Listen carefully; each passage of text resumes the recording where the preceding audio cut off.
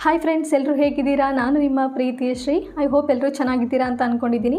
ಇವತ್ತಿನ ಈ ಹೊಸ ವಿಡಿಯೋಗೆ ತಮಗೆಲ್ಲರಿಗೂ ಆತ್ಮೀಯವಾದ ಸ್ವಾಗತವನ್ನು ಕೋರ್ತಾ ಇದ್ದೇನೆ. ಈಗ ನಾವು ಭಾರತದ ಸಂಸ್ಕೃತಿಯ ಪ್ರತೀಕ, ಯುವಕರ ಪ್ರೇರಕ ಶಕ್ತಿ ಹಾಗೂ ಭಾರತೀಯ ತತ್ವಶಾಸ್ತ್ರದ ಮಹತ್ವವನ್ನು ಇಡೀ ಜಗತ್ತಿಗೆ ಸಾರಿದ ಸ್ವಾಮಿ ವಿವೇಕಾನಂದರ ಕುರಿತಂತೆ ಯಾವ ರೀತಿಯಾಗಿ ಭಾಷಣವನ್ನು ಮಾಡ್ಬೋದು ಅನ್ನೋದ್ರ ಬಗ್ಗೆ ತಿಳ್ಕೊಳ್ಳೋಣ. ಇದೆಲ್ಲದಕ್ಕಿಂತ ಮೊದಲು ನೀವು ಇನ್ನೂ ನನ್ನ ಚಾನಲ್ನ ಸಬ್ಸ್ಕ್ರೈಬ್ ಮಾಡದೆ ನೋಡ್ತಾ ಇದ್ದರೆ ಮೊದಲು ಹೋಗಿ ಸಬ್ಸ್ಕ್ರೈಬ್ ಮಾಡಿ.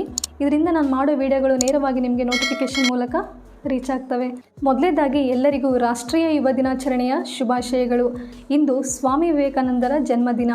ಪ್ರತಿ ವರ್ಷ ಜನವರಿ 12ರಂದು ಅವರ ಜನ್ಮದಿನದ ಸವಿನೆನಪಿನ ಸ್ಮರಣಾರ್ಥವಾಗಿ ನಾವು ರಾಷ್ಟ್ರೀಯ ಯುವ ದಿನಾಚರಣೆಯನ್ನು ಆಚರಿಸ್ತಾ ಬಂದಿದ್ದೇವೆ.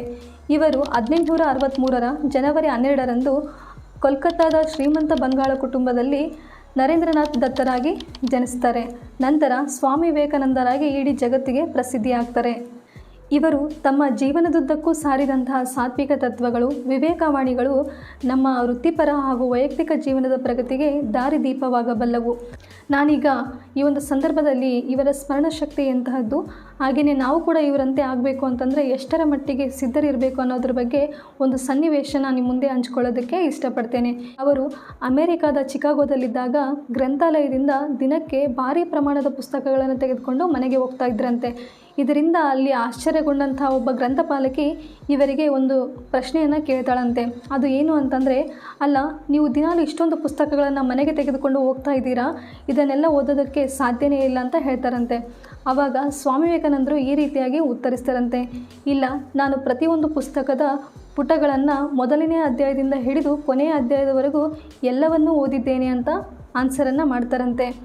ಇದರಿಂದ ಆಶ್ಚರ್ಯಗೊಂಡಂಥ ಗ್ರಂಥಪಾಲಕಿ ಇವರು ತೆಗೆದುಕೊಂಡು ಹೋದಂಥ ಒಂದು ಪುಸ್ತಕವನ್ನು ತೆಗೆದುಕೊಂಡು ಇವರನ್ನು ಟೆಸ್ಟ್ ಮಾಡಬೇಕು ಅಂತೇಳಿ ಆ ಪುಸ್ತಕದಲ್ಲಿನ ಒಂದು ಅಧ್ಯಾಯದ ಬಗ್ಗೆ ಇವರಿಗೆ ಒಂದು ಕ್ವಶನನ್ನು ಕೇಳ್ತಾರಂತೆ. ಆಗ ಸ್ವಾಮಿ ವಿವೇಕಾನಂದರು ಆ್ಯಸ್ ಇಟ್ ಈಸ್ ಆ ಪುಸ್ತಕದಲ್ಲಿ ಏನಿತ್ತೋ, ಆ ಪುಟದಲ್ಲಿ ಏನಿತ್ತೋ, ಆ ಸಾಲಲ್ಲಿ ಏನಿತ್ತೋ ಅದೇ ರೀತಿಯಾಗಿ ಉತ್ತರವನ್ನು ನೀಡ್ತಾರಂತೆ. ಹಾಗೆಯೇ ಅರ್ಥಪೂರ್ಣವಾದ ವಿವರಣೆಯನ್ನು ಕೂಡ ನೀಡ್ತಾರಂತೆ. ಇದರಿಂದ ಆಶ್ಚರ್ಯಗೊಂಡಂಥ ಆ ಗ್ರಂಥಪಾಲಕಿ ಮೂಕ ವಿಸ್ಮಯಳಾಗ್ತಾಳಂತೆ. ಕೊನೆಗೆ ಇದೆಲ್ಲ ಹೇಗೆ ಸಾಧ್ಯ ಅಂತ ಕೇಳಿದಾಗ ಅವರು ನಿರಂತರ ಯೋಗ ಮತ್ತು ಧ್ಯಾನದಿಂದ ಸಾಧ್ಯ, ಮನಸ್ಸನ್ನು ನಿಯಂತ್ರಣದಲ್ಲಿಟ್ಟುಕೊಂಡರೆ ಎಲ್ಲವೂ ಕೂಡ ಮನುಷ್ಯನಿಂದ ಸಾಧ್ಯವಾಗುತ್ತದೆ ಅಂತೇಳಿ ಸ್ವಾಮಿ ವಿವೇಕಾನಂದರು ಉತ್ತರವನ್ನು ನೀಡ್ತಾರಂತೆ. ನೋಡಿದ್ರಲ್ಲ, ಈ ಒಂದು ಸನ್ನಿವೇಶದಿಂದ ಸ್ವಾಮಿ ವಿವೇಕಾನಂದರ ಸ್ಮರಣ ಶಕ್ತಿ ಎಂತಹದ್ದಾಗಿತ್ತು, ಹಾಗೆಯೇ ನಾವು ಕೂಡ ಅವರಂತೆ ಆಗಬೇಕು ಅಂತಂದರೆ ಎಷ್ಟರ ಮಟ್ಟಿಗೆ ಸಿದ್ಧರಿರಬೇಕು ಅನ್ನೋದನ್ನು ಸ್ವಾಮಿ ವಿವೇಕಾನಂದರು ಯಾವಾಗಲೂ ಒಂದು ಮಾತನ್ನು ಹೇಳ್ತಾ ಇದ್ರಂತೆ. ದೇವರಲ್ಲಿ ನೀನು ನಂಬಿಕೆ ಇಡಬೇಕು ಅಂತಂದರೆ ಮೊದಲು ನಿನ್ನ ಮೇಲೆ ನಿನಗೆ ನಂಬಿಕೆ ಇರಬೇಕು ಅಂತ. ಹೀಗಾಗಿಯೇ ಅವರು don't believe in God until you believe in yourself ಅಂತ ಹೇಳಿದ್ದು. ವಿದ್ಯಾರ್ಥಿ ಆಗಿರ್ಬೋದು ಅಥವಾ ಇನ್ಯಾವುದೇ ವ್ಯಕ್ತಿ ಆಗಿರ್ಬೋದು, ಜೀವನದಲ್ಲಿ ಸಾಧನೆ ಮಾಡಬೇಕು ಅನ್ನೋ ಹಂಬಲ ಇದ್ದರೆ ಮೊದಲು ತನ್ನ ಮೇಲೆ ತನಗೆ ದೃಢವಾದ ನಂಬಿಕೆ ಇರಬೇಕು ಅಂತ ಅವರು ಹೇಳಿದ್ದು. ನನ್ನಿಂದ ಇದು ಸಾಧ್ಯವಿಲ್ಲ, ಅದು ಆಗಲ್ಲ, ಇದು ಆಗಲ್ಲ ಅನ್ನೋ ನಕಾರಾತ್ಮಕ ಆಲೋಚನೆಗಳನ್ನೆಲ್ಲ ಬದಿಗಿಟ್ಟು ನನ್ನಿಂದ ಎಲ್ಲವೂ ಸಾಧ್ಯ ಅಂತ ಅಂದ್ಕೊಂಡ್ರೆ ಜೀವನದಲ್ಲಿ ಎಲ್ಲವನ್ನು ಸಾಧಿಸೋದಕ್ಕೆ ಸಾಧ್ಯ ಅಂತ ಯಾವಾಗಲೂ ಕೂಡ ಸ್ವಾಮಿ ವಿವೇಕಾನಂದರು ಹೇಳ್ತಾ ಇದ್ರಂತೆ. ಅವರೇ ಹೇಳಿದ ಮಾತಿನಂತೆ ಸದೃಢವಾದ ದೇಹದಲ್ಲಿ ಸದೃಢವಾದ ಮನಸ್ಸಿರುತ್ತೆ ಎಂಬಂತಹ ಸಾಲುಗಳಿಗೆ ಅರ್ಥಪೂರ್ಣವಾದಂತಹ ಜೀವ ತುಂಬಿದಂಥ ಸಾರ್ಥಕ ಬದುಕು ಅವರದ್ದಾಗಿದೆ. ಅವರು ಅಮೆರಿಕಾದ ಚಿಕಾಗೋದಲ್ಲಿ ಮಾಡಿದ ಭಾಷಣವು ಪಾಶ್ಚಾತ್ಯರಿಗೆ ಭಾರತದ ತತ್ವಶಾಸ್ತ್ರದ ಮಹತ್ವವನ್ನು ಸಾರುವುದಲ್ಲದೆ ಅವರು ಏಳಿ ಎದ್ದೇಳಿ ಗುರಿ ಮುಟ್ಟುವ ತನಕ ನಿಲ್ಲದಿರಿ ಎಂಬ ಘೋಷಣಾ ವಾಕ್ಯಗಳನ್ನು ನೀಡೋದರ ಮೂಲಕ ಭಾರತದ ಯುವಕರನ್ನು ಬಡಿದೆಬ್ಬಿಸಿದರು.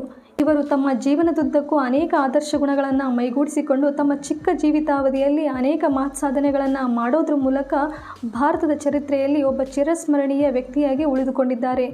ಇಂತಹ ಮಹಾನ್ ವ್ಯಕ್ತಿಯ ಆದರ್ಶ ಗುಣಗಳನ್ನು ನಾವು ಕೂಡ ಅನುಸರಿಸ್ತಾ ಒಂದು ಒಳ್ಳೆಯ ಜೀವನ ರೂಢಿಯನ್ನು ಬೆಳೆಸಿಕೊಳ್ಳೋಣ. ಹಾಗೆಯೇ ದೇಶಕ್ಕೆ ನಮ್ಮ ಕೈಲಾದಷ್ಟು ಸಾಧನೆಯನ್ನು ಮಾಡಿ ಭಾರತದ ಕೀರ್ತಿ ಪತಾಕೆಯನ್ನು ಮತ್ತಷ್ಟು ಎತ್ತರದ ಮಟ್ಟಕ್ಕೆ ಹಾರಿಸೋಣ ಅಂತ ಈ ಒಂದು ಸಂದರ್ಭದಲ್ಲಿ ಹೇಳೋದಕ್ಕೆ ಇಷ್ಟಪಡ್ತೇನೆ.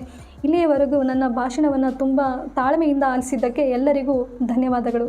ನೋಡಿದ್ರಲ್ಲ ಫ್ರೆಂಡ್ಸ್, ಇದಿಷ್ಟು ಈ ವಿಡಿಯೋದ ಮಾಹಿತಿಯಾಗಿದ್ದು, ಸ್ವಾಮಿ ವಿವೇಕಾನಂದರ ಜನ್ಮದಿನದ ಅಂಗವಾಗಿ ನೀವೇನಾದರೂ ಸ್ಪೀಚ್ ಮಾಡಬೇಕು ಅಂತ ಅಂದ್ಕೊಂಡಿದ್ರೆ ನಾನು ನಿಮ್ಮ ಸಲುವಾಗಿ ಒಂದು ಸ್ವೀಟ್ ಆ್ಯಂಡ್ ಶಾರ್ಟ್ ಫಾರ್ಮೇಟನ್ನು ಬರೆದಿದ್ದೇನೆ. ನಿಮಗೆ ಈ ವಿಡಿಯೋ ಇಷ್ಟ ಆಗಿದ್ದರೆ ಲೈಕ್ ಮಾಡಿ, ಶೇರ್ ಮಾಡಿ ಮತ್ತು ಸಬ್ಸ್ಕ್ರೈಬ್ ಮಾಡೋದನ್ನು ಮರಿಬೇಡಿ. Thank you for watching. ಶುಭ ದಿನ.